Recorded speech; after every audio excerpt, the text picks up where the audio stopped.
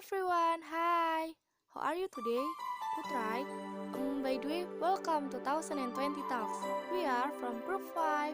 I'm Reina Clarissa from 10 Social 1. I'm Samarel Anastasia Jane Setiawan from 10 Social 1. Dasha Priani from 10 Social 1. My name Audrilia Kesha Prajaya from 10 Social 3. My name Jenis Kalianianihan from 10 Social 3.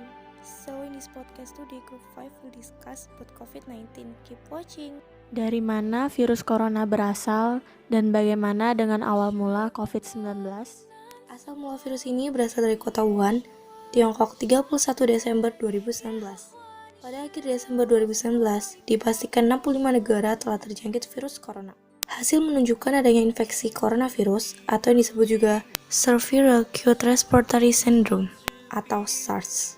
Virus ini menginfeksi saluran pernapasan, dimulai dari gejala umum seperti demam, batuk, sulit bernapas, hingga ada kontak dengan negara yang sudah terinfeksi. Coronavirus lebih menginfeksi hewan dan bersirkulasi di hewan, seperti babi, sapi, kuda, kucing, dan ayam. Coronavirus disebut dengan virus zoonotik, yaitu virus yang ditransmisikan dari hewan ke manusia. Banyak hewan liar yang membawa patogen dan bertindak sebagai vektor untuk penyakit menular tertentu, seperti kelelawar, tikus bambu, unta, musang. Pada kelelawar merupakan sumber utama dari virus ini.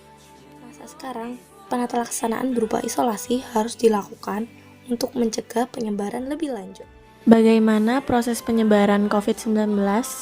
Virus corona ini cenderung lebih stabil dalam lingkungan suhu udara dingin dan kering. Kondisi udara dingin dan kering tersebut dapat juga melemahkan host immunity seseorang.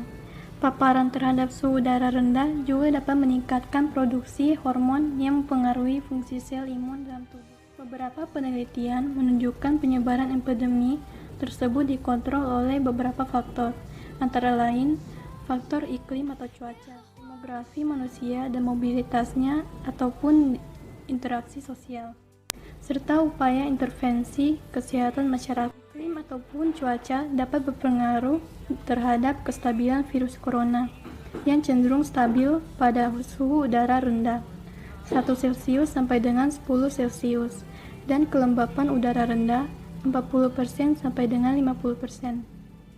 Indonesia sebagai negara yang terletak di sekitar garis khatulistiwa dengan suhu rata-rata berkisar 27 sampai 30 Celcius dan kelembapan udara berkisar antara 70% sampai 95%. Merupakan lingkungan yang cenderung tidak ideal untuk outbreak COVID-19. Meski demikian, fakta menunjukkan bahwa kasus COVID-19 telah menyebar di Indonesia pada gelombang kedua. Hal ini menunjukkan faktor mobilitas orang lebih berpengaruh dalam penyebaran dan peningkatan COVID-19 di Indonesia. COVID-19 ini kan sangat berdampak pada masyarakat, khususnya pada bidang ekonomi dan sosial. Nah, bagaimana tentang dampak COVID-19 terhadap sosial dan ekonomi masyarakat sekarang ini? Yang pertama kita bahas adalah dampak ekonomi. Banyak dampak ekonomi yang timbul dari COVID-19 tersebut.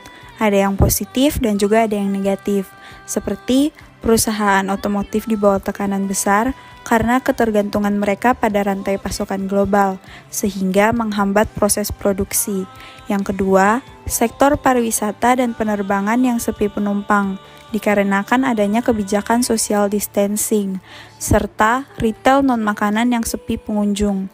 Yang ketiga, daya beli produk lokal meningkat, dikarenakan pemerintah sudah melarang barang impor selama wabah ini masih berlangsung.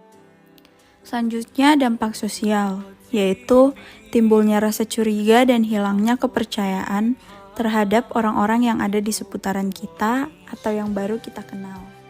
Yang kedua, perubahan pada sistem kerja masyarakat, dari sistem kerja konvensional menjadi sistem kerja online.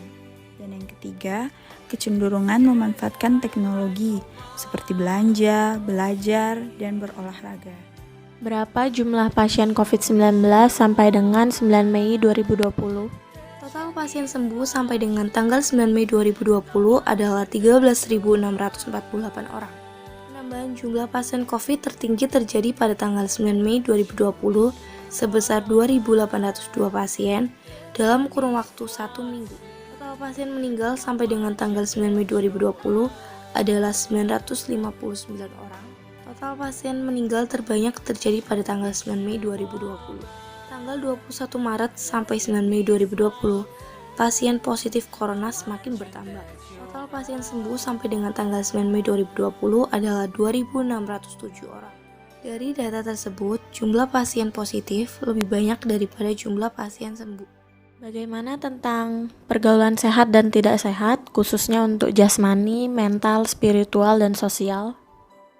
Kalau pada jasmani itu, jika kita sering malas-malasan di rumah dan tidak mau berolahraga, maupun tidak terkena cahaya matahari sama sekali, kita dapat lebih rajin olahraga dan berjemur. Kita dapat mengurangi kecemasan dengan membatasi menonton, membaca, atau mendengarkan informasi yang berlebihan.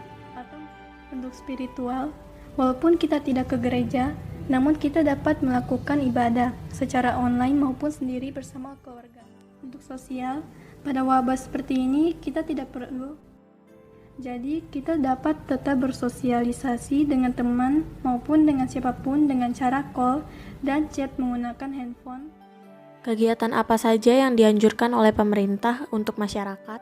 Kegiatan yang dianjurkan pemerintah adalah 1.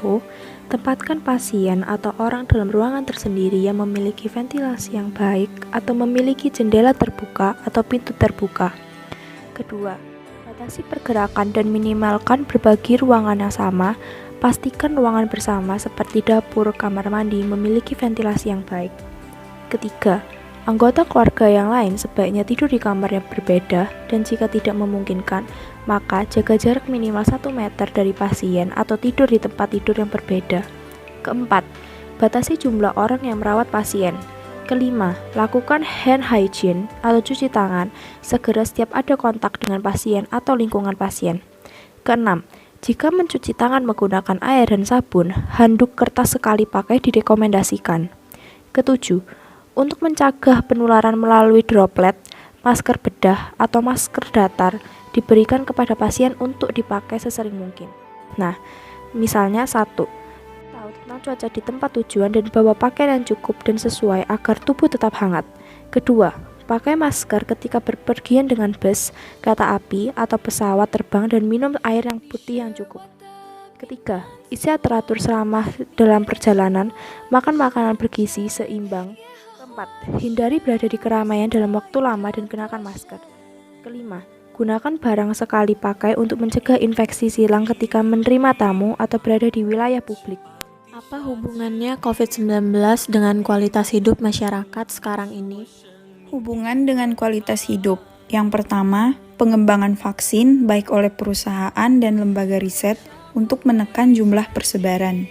Yang kedua, polusi udara menurun akibat kurangnya kendaraan yang disebabkan oleh social distancing. Yang ketiga, pelaksanaan program belajar menjadi sistem online atau daring. Yang keempat, gangguan kecemasan pada beberapa masyarakat, seperti sifat parno jika akan keluar rumah. Thank you for watching guys and hope you like this video.